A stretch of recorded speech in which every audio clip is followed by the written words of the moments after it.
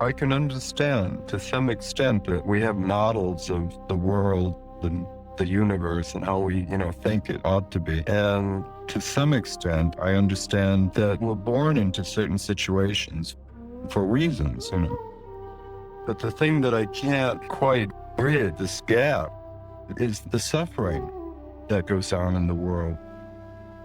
Sometimes mass suffering that goes in places like Biafra and Bangladesh. Yeah, it's a tough one. I used to sit in India at the feet of my guru, and he'd say, feed everybody. And he'd say, look how we're feeding everybody. Everybody that would come to the temple would get a bag of food or a box of food.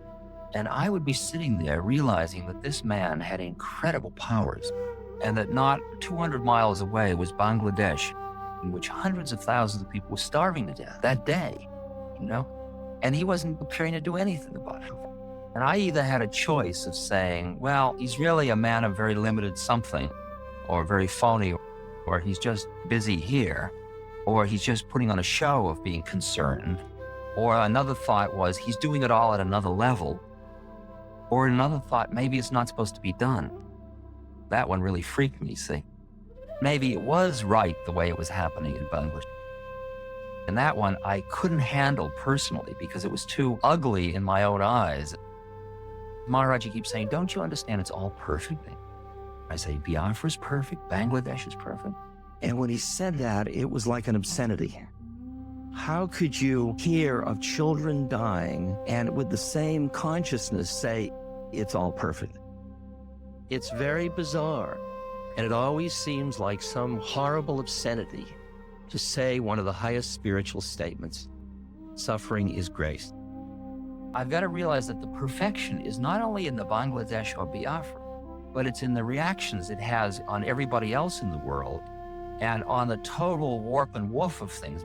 My own confusion and revulsion and attraction and awe at the awful nature of the divine law that would allow that to exist, that it'd be perfect.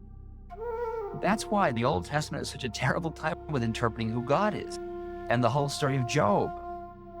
I mean, how can you do this? If you're such a just God, what are you being such an angry God for? And that's all of what the Shiva force is about in India. And the forces of decay and destruction. First of all, this physical plane seems to involve suffering. And that's Buddha's first noble truth. Everything has an element of suffering.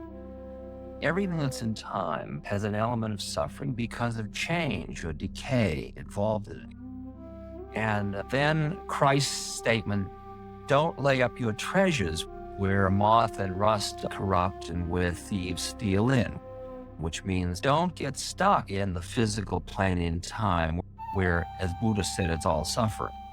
I mean, that's if Christ and Buddha were talking. And that's really what the reading from the third Chinese patriarch is about. When you're attached to this versus that, or right versus wrong, or living versus dying, you can't understand why he's sitting there feeding us and not feeding the people in Bangladesh.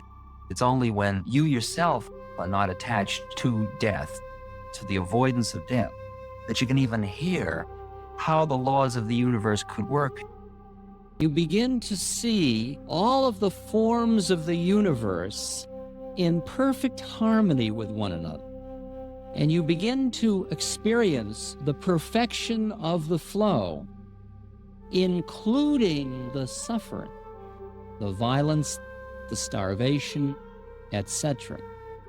At that moment, you look at the universe and you say from your great height, high in the Himalayas, you say, it is all perfect. I'm inclined to understand why we are on Earth when Buddha talks about the hindrances that we work to overcome of lust and greed, hatred and ill will, agitation, sloth and torpor, and doubt. And that unless you have these 5, you really aren't on Earth, because this is a training ground or an experiential ground to work with those things. So that if you were setting up a commune or a community, and you said, well, who will we put in it? Well, let's put in only people that have lust and greed, agitation, hatred, sloth, or laziness, and doubt, you wouldn't be surprised to end up with what we've got now, okay? And in a way, that's what this is. It's a community self-selecting of people who have this kind of work to do. So under those conditions, it's hard to know what the tolerance is, how bad it can get before it blows up or it turns a cycle and gets better. I mean, I've watched cycles shift. Before the Second World War, there was a certain kind of coldness in the society, and then the war came along, and in the midst of the war, there was a human quality brought out of the people, out of fear in part, but it brought them together. Marin County during the drought, New York during the first electricity out. By the second one, everybody was ready to rip off the stores, but the first one, sometimes this crisis just cuts through a lot of the separateness of people and awakens. It is a purification. You wouldn't lay it on the society, but you work with it. And how does any individual prepare for it?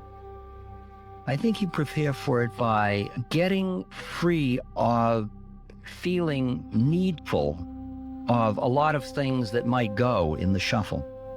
When you're attached to this versus that, or right versus wrong, or living versus dying, because you don't even know why it's the way it is. Like people would say to Ramana Maharshi, what's going to happen in the world politically, and can't you change it? And he says, wait until you understand why it is the way it is. You don't even know who you are. What are you so busy changing everything for?